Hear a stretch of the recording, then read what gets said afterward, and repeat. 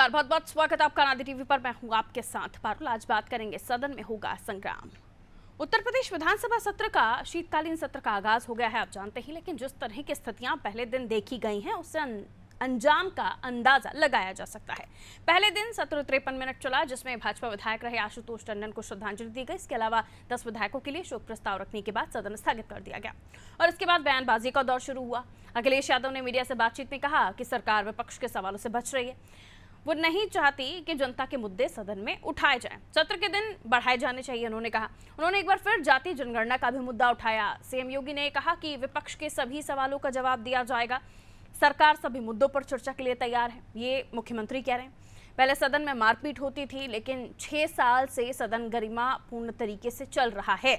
विपक्ष ने पहले दिन से ही सत्ता पक्ष की घेराबंदी करनी शुरू कर दी है। ऐसे में उम्मीद है कि स्वास्थ्य, सुरक्षा, बेरोजगारी जैसे मुद्दों पर भी चर्चा होगी, ये मुद्दे सदन में उठाए जाएंगे। लेकिन 4 दिन के सत्र में कितना हंगामा, कितना काम होगा, ये सवाल जरूर बना हुआ है। इसलिए आज हम इस पर चर्चा करने वाले हैं। पहले आपको बता दें कि जो पूरा मुद्दा है, इसको लेकर हम विश्लेषण भी करने की कोशिश करेंगे, चर्चा भी करने की कोशिश करेंगे। और जरूरी हो जाता है चर्चा करना, इसलिए क्योंकि सदन एक ऐसा प्लेटफॉर्म है, एक ऐसा मंच है जहां पर जनता के मुद्दों को उठाया जाना चाहिए। लेकिन क्या ऐसा नहीं हो रहा है, जिसको लेकर सपा अब अपनी बात रख रही है। लेकिन आज जो तस्वीर दिखी वो क्या बाकी दिनों भी दिखेगी? आरिफ हबीब साहब हमारे साथ जुड़े हुए हैं सपा से। बहुत बहुत स्वागत आरिफ हबीब साहब हमारे साथ जुड़ने के लिए।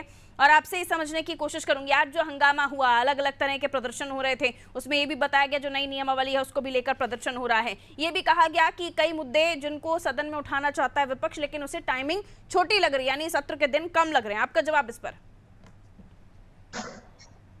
सभी को नमस्कार। सभी का अभिवादन करते हुए ये कहना चाहता हूं कि सदन को चलाने का एक नियम होता है और उसी नियमावली के तहत सदन चलता है। 2 वर्षों की सरकार में मैं समझता हूं टोटल 17 दिन सदन चलेगा। 12 और 4 8 5 13 दिन चल चुके हैं। 4 दिन का सदन है ये शीतकालीन। तो निश्चित रूप से नियम के विरुद्ध है। हमारे नेता आदरणीय अखिलेश यादव जी ने जो बातें कही, मैं उनका 100% समर्थन करता हूं कि 403 सीट वाली इस सदन में कितने जनप्रतिनिधि हैं, जिनके अगर अपने अपने क्षेत्र की बातें उठाएंगे तो मैं समझता हूँ कि 4 दिन तो कुछ भी नहीं है, तो वो कम पड़ जाएंगे और जनता की आवाज को सदन में उठा के रख भी नहीं सकते। तो निश्चित रूप से जो नई नियमावली बनी है, उस नियमावली का भी मैं आपके चैनल के माध्यम से विरोध करता हूँ कि ये नियमावली हिटलरशाही का प्रतीक है। सदन में इसके पहले भी भारतीय जनता पार्टी की सरकार कल्याण सिंह जी की रही है, राजनाथ सिंह जी की रही है, मायावती जी की रही है, सभी दलों की रही है और रही है कि विपक्ष अपनी आवाज किसी तरह से प्रदर्शन करके वहां उठाता था। आप हर चीज पर पाबंदी जब लगा देंगे और ये दिखाएंगे कि हमारी सरकार में तो प्रदर्शन हुए ही नहीं, कोई बात ही नहीं है, तो जो सड़कों पर स्वास्थ्य को लेकर के एम्बुलेंस नहीं पा रहे हैं, ठेलिया पर पीठ पर लाद करके अपने मरीजों को, उनकी लाशों को ले जा रहे हैं, तो शरीर को ले जा रहे हैं, इन सब बातों को सदन में कैसे रखा जा सकेगा? तो निश्चित रूप से मैं राष्ट्रीय अध्यक्ष आदरणीय अखिलेश यादव जी की बातों का समर्थन करते हुए ये कहना चाहूंगा आपके चैनल के माध्यम से कि आदरणीय मुख्यमंत्री जी सदन को कुछ दिन और चलाएं ताकि जनता की बातें वहां पर हो सके। हम जनता की बातें करने के लिए ही सदन में जाते हैं, ताकि जनता की क्या समस्याएं हैं, जनता को आपके द्वारा दी गई योजनाओं का लाभ मिल रहा है कि नहीं मिल रहा है, इन सारी बातों पर समय मिलते हुए चर्चा कराई जाए। ठीक है, बाकी मेहमान भी हमारे साथ जुड़े हुए हैं। सुजीत सिंह जी जुड़े हुए हैं, वरिष्ठ पत्रकार हैं आप। सुजीत जी, बहुत बहुत स्वागत करती हूँ आपका। सुजीत जी, विधानसभा का पहला दिन और ये कहा गया कि कई ऐसे नियम जिनको लेकर अब बनाए गए हैं, नई नियमावली को लेकर विरोध हो रहा था। दूसरी तरफ ये भी कहा गया कि स्वामी प्रसाद मौर्य का विवादित बयान, जिसको लेकर कांग्रेस की टिप्पणी आती है कि साहब स्वामी प्रसाद मौर्य को इन ऐसे बयानों से बचना चाहिए, जनता के मुद्दों पर बात करनी चाहिए। वहीं कांग्रेस माफ कीजिए, सपा जो है जनता के मुद्दों पर बात करने के लिए सत्र को छोटा बता रही। कैसे देखते हैं आप उस पूरी सियासत को जो अब सत्र के नाम पर हो रही है? देखिए, पहले हुआ यह करता था, जब विधानसभा का सत्र हुआ करता तो लंबे लंबे सत्र हुआ करते थे, तो उसमें सरकार के समक्ष तमाम सामाजिक मुद्दे उठाए जाया करते थे और उन मुद्दों के उठने से तमाम जनहित के कार्य अपने आप सिमट जाया करते थे। वर्तमान समय में ये कोई आज का नया विषय नहीं है कि छोटे सत्र हो रहे हैं। ये 10-15 सालों से एक नई प्रथा का आगाज हुआ है। उसमें ये प्रथा चालू हुई है कि 2 दिन का सत्र करा लिया और बहुमत से अपना विधेयक पारित करा लिया और सदन समाप्त हो गया। तो जनहित के मुद्दे तो अब न तो प्रश्न होते, न प्रश्नों का उत्तर मिलता, न बहस होती, न बहस का कोई स्थान रह गया है। जहां तक स्वामी प्रसाद मौर्य का विषय है, मैं ये नहीं समझ पा रहा कि स्वामी प्रसाद मौर्य जी समाजवादी पार्टी में हैं या स्वामी प्रसाद मौर्य जी समाजवादी पार्टी के विरोध में काम कर रहे हैं। समाजवादी पार्टी तो समाजवादी पार्टी में तो स्वामी जी अखिलेश जी के गले में कुछ इस तरह से फंसे हुए हैं जैसे शंकर जी के गले में विष था। अगर निगल ले तो मौत है और उगल दे तो पिछड़े की जो आवाज उठा रहे हैं उस पर विपरीत असर जाएगा। तो ऐसी स्थिति में स्वामी प्रसाद मौर्य के किसी भी बयान पर समाजवादी पार्टी न तो कोई मत व्यक्त करती है, वो सहमत है या असहमत है, ये स्थिति स्पष्ट नहीं हो पाती है। तो जहां तक नए नियमावली ऐसा भी तो कह सकते हैं कि दो नाव पर चल रही है सपा। एक तरफ वो अपना एक चेहरा दिखाने की कोशिश करते हैं, दूसरी तरफ स्वामी प्रसाद मौर्य के जरिए दूसरा चेहरा दिखाने की कोशिश करते हैं, क्योंकि उनकी बयानबाजी पर अखिलेश साहब की कोई टिप्पणी आज तक हमने सुनी नहीं कि वो नाराजगी दिखा रहे हो या बाहर का रास्ता दिखाने की कोई बात कर रहे हो। देखिए अखिलेश जी का जो ये सामाजिक न्याय को लेकर के गणना करने की बार बार आवाज उठाते हैं, ये तो जो आवाज उठाते हैं उस आवाज के परिप्रेक्ष्य में यदि स्वामी प्रसाद मौर्य से सहमत होंगे तो स्थिति खराब होगी, असहमत होंगे तो पिछड़े वर्ग की स्थिति खराब होगी। तो अब स्वामी प्रसाद मौर्य उनके लिए एक तरह से गले की हड्डी बन गए हैं, आप इसको यूं कह सकती हैं। लेकिन दूसरी तरफ कल जब समाजवादी पार्टी के नेता गए थे मद्रास, चेन्नई, और वहां स्टालिन से मिले तो स्टालिन का भी तो रुख जो रहा है वो हिंदुत्व विरोधी रहा है। तो ऐसी स्थिति में स्वामी प्रसाद मौर्य और स्टालिन कदाचित दोनों एक ही स्थिति में है।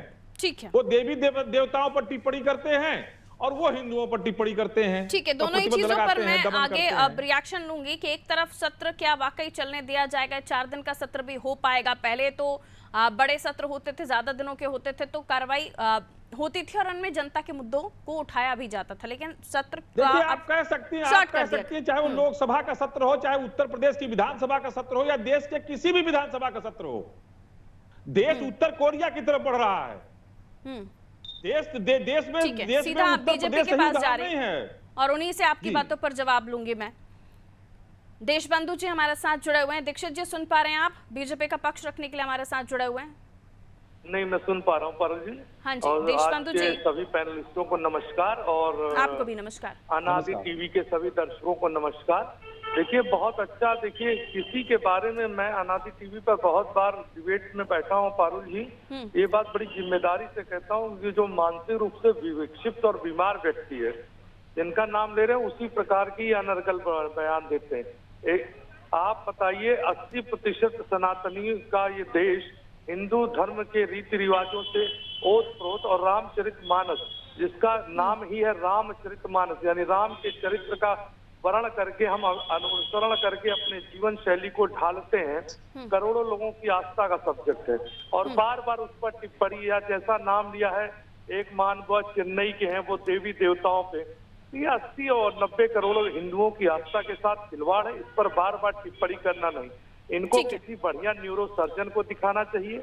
और रही बात आज उत्तर प्रदेश के संदर्भ में, देखिए अनुपूरक बजट है, बहुत सारी कार्य योजनाएं हैं और भारतीय जनता पार्टी आपको बता दें गरीब किसान युवाओं के लोक कल्याण नीतियों के साथ आगे बढ़ रही है, जिसका परिणाम में आपने देखा 37 वर्षों बाद यशस्वी और कर्मठ ऊर्जावान मुख्यमंत्री को दोबारा उत्तर प्रदेश की 25 करोड़ जनता ने सर माथे पर आरोप लग रहे हैं कि आप साउथ कोरिया की तरफ जा रहे हैं, तानाशाह हो रहे हैं, जनता के मुद्दों को लेकर सदन होता है उसके लिए समय नहीं दे रहे हैं, इस पर क्या कहेंगे? छोटे सत्र और सिकुड़ते चले जा रहे हैं। नहीं देखिए, देखिए विपक्ष का तो हमेशा यही हो, हम साउथ कोरिया की तरफ नहीं जा रहे हैं, हम विश्व गुरु की भावना पे। आज आप पारुल जी ये मानेंगी कि तो बगैर जनता के मुद्दों पर बात किए विश्व गुरु बन जाएंगे? चाहे इंफ्रास्ट्रक्चर के क्षेत्र में ले लें, चाहे रोजगार के क्षेत्र में ले लें, चाहे किसानों की उन्नति में, इन्होंने दिया क्या? अभी मैं आपको बताऊं, बड़ा ट्रोल हो रहा है राहुल गांधी जी का परिवार, पंडित जवाहरलाल नेहरू देश के पहले प्रधानमंत्री थे और रायबरेली में जिस झोपड़ी में जाते थे उसी झोपड़ी में राहुल गांधी जाके वोट मांग रहे हैं। तो 70-74 सालों में ये क्या विकास किया कि पंडित जवाहरलाल नेहरू और इंदिरा गांधी जिस झोपड़पट्टी में जाती थी, उत्तर प्रदेश का ही जिला है, आपको बता सदन दें एक इन्होंने ऐसा यहाँ मंच से- है दीक्षित जी, ये आप भी भली भांति बहुत अच्छे से, आप लोग सब सीनियर हैं, बहुत अच्छे से समझते हैं मैं क्या कहना चाह रही हूँ, जहां पर जनता के मुद्दों को उठाया जाता है जिसका जवाब देना ही होता है संबंधित विभाग के मंत्री को, तो लेकिन उस पर क्यों आखिर संबंधित कॉन्स्टिट्यूएंसी के एमएलए को, लेकिन क्यों आप ये अधिकार विपक्ष से छीन रहे हैं? आप समय नहीं दे रहे हैं उनको चर्चा करने का। कम से कम पहले ये होता था कि जितने लोग हैं उनके हिसाब से डिवीजन करके समय डिसाइड होता था, दिन डिसाइड होते थे, लेकिन अब वैसा कुछ नहीं दिख रहा है। तो कहाँ जनता के मुद्दे उठाएंगे? फिर आप आरोप लगा रहे हैं कि जनता के मुद्दों को नहीं उठाया जा रहा है, क्यों? पारुल जी, बड़ी जिम्मेदारी से मैं भाजपा का प्रवक्ता होने के नाते यह कहना चाहता हूं, माननीय विधानसभा अध्यक्ष ने अभी एक दिन पहले ही सर्वदलीय बैठक बुलाई थी और सभी ये पॉइंट पार्टी आपने के अच्छा रखा, समझ गए। सभी पार्टी के नेताओं से कहा गया था सदन को चलने दिया जाए और मंत्रियों को भी हिदायत दी थी कि वो प्रश्न जो विपक्ष पूछे उसके उत्तर की तैयारी के साथ। लेकिन आज आपने देखा कि इनकी कथनी करनी में आपको काले वस्त्र पहन आप ही के सवालों को आगे लिए जा रहे हो। नहीं, केवल सत्ता पक्ष का विरोध करना ही नहीं, अगर आप काले कपड़े पहन के आओगे जातिवाद क्षेत्र के नाम पे, अगर यही तरीका अनुशासनात्मक होता तो आप अपने प्रश्न पूछते। ठीक है, लौट रही हूँ आपके पास। निषाद साहब हमारे साथ जुड़े हुए हैं कांग्रेस से, कर देना आ रही हूँ दीक्षित जी, नहीं। ठीक है, अब रुक जाइए। हमारे साथ निषाद साहब जुड़े हुए हैं कांग्रेस से। सर बहुत बहुत स्वागत कुंवर सिंह जी आपका अनादि टीवी पर। और कुंवर सिंह जी, सवाल ये है कि जब ये कहा गया, सबसे पहले तो ये बड़ा ही गलत हुआ कि आप लोगों को दफ्तर ही नहीं मिला, और दूसरा ये भी कहा जा रहा है कि अध्यक्ष महोदय ने सबसे जानकारी ली, बुलाया और सत्र को लेकर भी बात हुई और ये भी कहा कि शांतिपूर्ण ढंग से सत्र चलना चाहिए। आपको लगता है आज की जो तस्वीर रही, सपा ये बाकी के दिन सत्र चलने देगी, कोई हंगामा नहीं होगा, जनता के मुद्दे उठेंगे, मंत्री जवाब देंगे? कुंवर सिंह जी। पारुल जी, पहले तो ये समझना चाहिए कि भारतीय जनता पार्टी जो कर रही है इस देश के लोकतंत्र को बंधक बनाने का काम कर रही है। नए नए नियम लाके, नए नए इस तरह की चीजें जारी करके ये चाहते हैं कि लोकतंत्र हमारी बंदिश में आ जाए, हमारे नीचे दबा रहे, लेकिन लोकतंत्र अपने तरीके से काम करेगा। इस तरह के जो तालिबानी फरमान है वो इस देश में, उस प्रदेश में लागू नहीं हो पाएंगे। यह भारतीय जनता पार्टी आरएसएस की जो, ठीक, आप बोल लीजिए। आरएसएस की जो संकीर्ण मानसिकता है, अपाहिज सोच है, यही आरएसएस के लोग इस देश को तालिबान बनाना चाहते हैं। यही देश के लोग यही आरएसएस के और भाजपा के लोग इस देश के लोकतंत्र के लिए खतरा हैं। यही भाजपा थी जब विपक्ष में ये लोग थे, तो इनके जो प्रदेश अध्यक्ष थे लक्ष्मीकांत वाजपेयी जी, उनके नेतृत्व में पूरे दिन रात इन्होंने विधानसभा के अंदर धरना दिया था। पहले सुना था कि विधानसभा के बाहर धरना होता था, ये विधानसभा के अंदर चारपाई लेके धरना दे रहे थे। तो ये लोकतंत्र बचाने की बात कर रहे हैं। अभी आप समझिए पारुल जी, जो जनता के चुने हुए जो प्रतिनिधि हैं, जो विधायक हैं, वो अपनी आवाज यदि विधानसभा में नहीं उठा पाएंगे तो आम आदमी की समस्या कैसे उठेगी? असल में दिक्कत ये है कि भारतीय जनता पार्टी ने जो जनता से झूठे वादे करके अपनी सरकार बनाई थी, अब भारतीय जनता पार्टी उन पर जवाब नहीं देना चाहती है। भाजपा नहीं बताना चाहती कि भाई हमसे कर्ज माफ क्यों नहीं हो पाया। भाजपा नहीं बताना चाहती कि हमने गन्ना किसानों के लिए साथ में हम न्याय नहीं कर पाए। भाजपा नहीं बताना चाहती कि हम 24 घंटे बिजली नहीं दे पाए, बेटियों को स्कूटी नहीं दे पाए, होली और दीपावली पे मुफ्त सिलेंडर देने का झूठा वादा किया था, ठीक है, सभा के पास जा रही हूं। पूरा नहीं कर पाए, गड्ढा मुक्त सड़कें नहीं दे पाए, युवाओं को रोजगार नहीं दे पाए, बेरोजगारी भत्ता नहीं दे पाए। इन सब जो बुनियादी मुद्दे हैं, इनसे बचने के लिए भारतीय जनता पार्टी, जब चर्चा हुई, अध्यक्ष महोदय ने कहा कि शांतिपूर्ण तरीके से सत्र पूरा हो, लेकिन उससे पहले ही सत्र शुरू भी नहीं हुआ है अभी, उसके पहले ही हम देख रहे हैं, क्योंकि सत्र प्रॉपर वर्किंग कल से शुरू होगी, और उससे पहले ही हम देख रहे हैं कि प्रदर्शन वाले रूप में आप लोग दिखाई दे रहे हैं। दूसरा ये भी पूछा जा रहा है, कांग्रेस का भी ये कहना है कि इन मुद्दों को लेकर बात होनी चाहिए, लेकिन कांग्रेस की बाइट जो हमारे पास आई थी उसमें ये भी बताया गया कि स्वामी प्रसाद मौर्य को लेकर भी जब चर्चा हो रही थी कि उनको ऐसे मुद्दों से भटकाना बंद कर देना चाहिए और जनता के मुद्दों पर बात करनी चाहिए ताकि जनता के मुद्दे सदन में उठ सके। आरिफ साहब, देखिए हमको मैं कांग्रेस का आरिफ हबीब जी से सवाल है मेरा। अरे आपका सवाल मेरे समझ में नहीं आया कि आपने सवाल किया क्या। आरिफ साहब, सीधा सा सवाल ये है कि प्रदर्शन के मूड में हैं आप। आज जो तस्वीर दिखी उससे यही लग रहा है कि सत्र चलने नहीं वाला है, क्योंकि सदन के अंदर अगर सवाल पूछेंगे तो जवाब मिलेगा, मीडिया के सामने सिर्फ सवाल पूछेंगे तो सदन में बैठे मिनिस्टर या डिपार्टमेंट से जुड़े हुए लोग आपको जवाब नहीं देंगे। अभी समझ आया? पारुल जी, सत्ता जो है वो जवाब देने के मूड में नहीं है। सत्ता ने अभी हमारे कांग्रेस के साथी ने कहा कि जो वादे करके सत्ता में आए थे उन वादों के विपरीत सरकार काम कर रही है। आप देखिए, स्वास्थ्य व्यवस्था वेंटिलेटर पर चली गई है, बेरोजगारी चरम पर है, महंगाई चरम पर है, अपराध हो रहा है, लड़के सुरक्षित नहीं है, उनके ऊपर पेशाब हो रहा है और उस पेशाब की धार में बाबा जी का बुलडोजर भी बैठ गया। तो कहने का मतलब ये है कि इन सब मुद्दों पे प्रदर्शन करने की अनुमति भी अब नहीं है। सरकार ने इस तरह के नियम बना दिए हैं कि सड़क पर कोई प्रदर्शन करने निकलेगी सामाजिक संस्था या राजनीतिक दल तो उनके खिलाफ मुकदमा हो जाएगा। अब सदन में भी अगर हमको उस आवाज को उठाने से रोका जाएगा तो ये तो लोकतंत्र के विपरीत है। निश्चित रूप से लोकतंत्र को बंधन सदन के अंदर सवाल उठाने से तो कोई मनाही नहीं है ना आपको। कितने सवाल लगाए हैं सपाइयों ने? हमारा जनहित अधिकार है कि हम अपने विरोध को अपने तरीके से दर्ज कराएंगे। ये तो हमको संविधान और लोकतंत्र हमको इसकी इजाजत देता है। इसमें गलत क्या है? ठीक, कितने सवाल लगाए हैं सपाइयों ने? सपाइयों ने सवाल लगाए और सवाल जब कल सदन चलेगा तो सवाल उठेंगे। ठीक है, मैं वरिष्ठ पत्रकार जो हमारे साथ जुड़े हुए हैं उनकी तरफ जा रही हूँ। एक सवाल और आरिफ हबीब साहब आपसे ले लूँ, उसके बाद जाऊंगी। मैंने आपसे अभी एक और बात का जिक्र किया कि हमारे पास एक बाइट आई जिसमें कहा गया कि मौर्य साहब बार बार जो है हिंदुत्व का मुद्दा उठा रहे हैं, उनको ऐसे मुद्दों को ना उठाते हुए जनता के मुद्दों को उठाना चाहिए, ऐसे मुद्दों से वो दूसरी तरफ डाइवर्ट कर रहे हैं और इसलिए सदन में भी चर्चा होनी चाहिए, तो उनको जनता के मुद्दे उठाने चाहिए।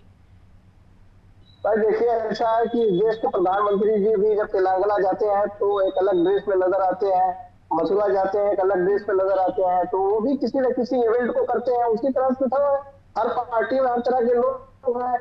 मैं स्वामी प्रसाद मौर्य जी के बयान के बारे में कोई सहमति असहमति इसलिए नहीं जताना चाहता कि तो उनका निजी बयान है, पार्टी लेवल से उसका कोई लेना देना नहीं।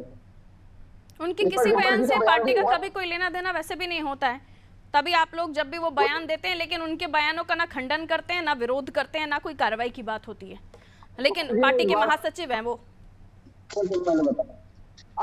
इससे पता ये चलता है कि पार्टी की लाइन अगर उस स्वामी प्रसाद मौर्य के बयानों को अलाउड कर रही है या उन्हें इग्नोर कर रही है, ध्यान नहीं दे रहा, भाई ठीक है हल्की फुल्की बात है, तो इससे क्या जनता के मुद्दों को उठा रहे हैं आप? तो आप स्वामी प्रसाद मौर्य को क्यों नहीं बोल रहे कि जनता के मुद्दों को उठाएं? आप जनता के मुद्दों को सदन में उठाना चाहते हैं, लेकिन फिर आप कहते हैं कि उनके बयान तो सब अलग है, हमारी पार्टी उनके बयानों का समर्थन नहीं करती। हालांकि ये तो सेंटेंस आया ही नहीं कि समर्थन नहीं करती, आप लोग कहते हैं उनके बयानों पर तो हम बात ही नहीं करना चाहते। ठीक है, हाँ कह लीजिए, 30 सेकंड में कह लीजिए। समस्याओं को लेकर के बातें कही है, उनकी सोशल मीडिया, उनके आपके चैनलों के माध्यम से भाई है, आपके चैनलों के माध्यम से उनके इंटरव्यूज है, वो सारे इंटरव्यूज अगर आप देखिएगा तो हमेशा उन्होंने जो है जनहित के मुद्दों को उठाया है। यही बात अभी लाइन चेंज कर दी ना उन्होंने। एक मेरे को बताइए बात, जब उन्होंने जनता के मुद्दों को लेकर बात कर रहे हैं वो हमेशा तो हिंदुत्व को लेकर, भगवान राम को लेकर, और फिर अब अखिलेश जी स्टालिन के साथ दिखाई देते हैं तो ये पता चलता है कि अखिलेश जी क्या इनडायरेक्टली समर्थन कर रहे हैं स्वामी प्रसाद मौर्य का, क्योंकि वो उन्हीं के साथ तो साझा कर रहे हैं अपनी मीटिंग्स जो हिंदुत्व का विरोध कर रहे हैं। खैर इधर हो जाएगी डिबेट में, आ रही हूँ वापस, हमारे साथ सुजीत जी बैठे हुए हैं, आ रही हूँ वापस, आ रही हूँ सर। अपने ट्विटर हैंडल से या मीडिया के माध्यम से इस बात को नहीं कहते, आए दिन साढ़ के आने के लोग मर रहे हैं, सरकार की नींद क्या टूट रही है इस पर? आप बताइए, बेरोजगारों की बात राष्ट्रीय अध्यक्ष अखिलेश यादव जी नहीं करते हैं मीडिया के माध्यम से? मैं अखिलेश जी की बात ही नहीं कर रही हूँ, मैं स्वामी प्रसाद मौर्य की बात कर रही हूँ, जिनको लेकर आपका इनडायरेक्ट समर्थन मिल ही जाता है। ठीक है सुजीत जी, ये उनका ट्विटर हैंडल ही खोलकर बैठी हूँ मैं अपने मोबाइल पे, स्वामी प्रसाद मौर्य साहब का जनहित का मुद्दा विधानसभा से जुड़ा कोई ट्वीट नहीं है, चेक कर लीजिए आप।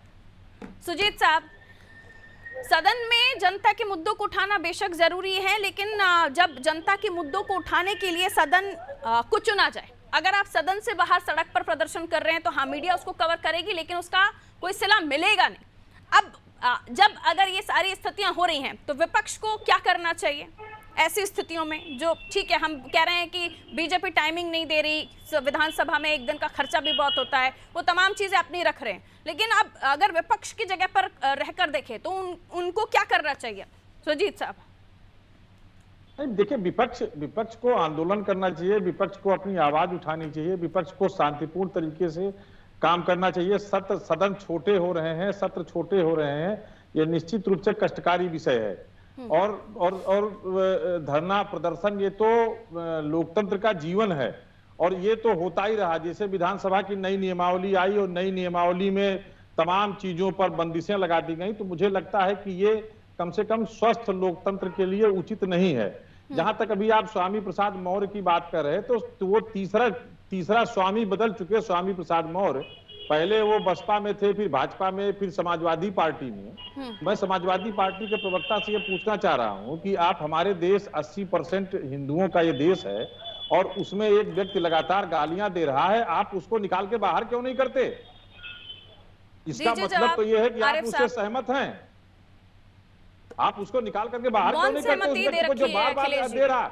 और अगर नहीं आप निकाल कर बाहर कर रहे हैं तो इससे यह माना जाएगा कि आपकी सहमति हिंदुओं के विरोध में है। कहिए आरिफ साहब, कहिए, उसके बाद बीजेपी के पास जा रहे हैं, कहिए। जवाब दे रहा हूँ। मैं स्वामी प्रसाद मौर्य जी के बयानों से सहमत हूँ, लेकिन क्या नरेश अग्रवाल जी को पार्टी से बाहर निकाला जाएगा, जिन्होंने सदन में कहा था राम में बसे राम? ठीक है, उनके ऊपर कोई आपत्ति होगी?